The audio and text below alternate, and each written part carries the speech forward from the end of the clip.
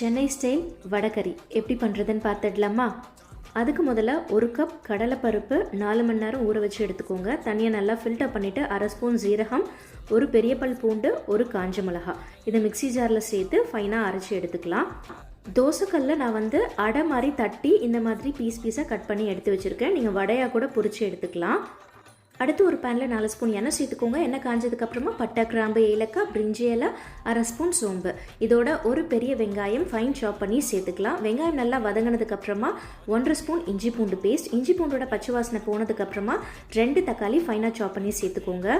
தக்காளி நல்லா மசிஞ்சதுக்கப்புறமா மசாலா ஐட்டம் சேர்த்துடலாம். தேவையான அளவு உப்பு, 1/2 ஸ்பூன் மஞ்சள் தூள், 1 ஸ்பூன் குழம்பு மிளகாய் தூள், 1/2 ஸ்பூன் காஷ்மீரி மிளகாய் தூள், 1 ஸ்பூன் கரம் மசாலா சேர்த்துக்கலாம். இதோட கொஞ்சமாக தண்ணியும் சேர்த்து எல்லாத்தையும் நல்லா கலந்து விட்டுருங்க. கொஞ்சமாக கருவேப்பிலை, புதினா, ஒரு பச்சை மிளகா முழுசாக சேர்த்துக்கோங்க. மசாலாவோட பச்சை வாசனை போய் இந்த மாதிரி தொக்கு கன்சிஸ்டன்சிக்கு வரணும். இந்த ஸ்டேஜில் நம்ம ரெடி பண்ணி வச்சுருக்கிறது இதில் சேர்த்துடலாம். சேர்த்துட்டு எல்லாத்தையும் நல்லா கலந்து விட்டுருங்க. இதோட 2 டம்ளர் தண்ணியும் சேர்த்துக்கலாம். சேர்த்துட்டு மூடி வச்சு குக் பண்ணிங்க அப்படின்னாவே நல்லா மசிஞ்சு வந்துடும்.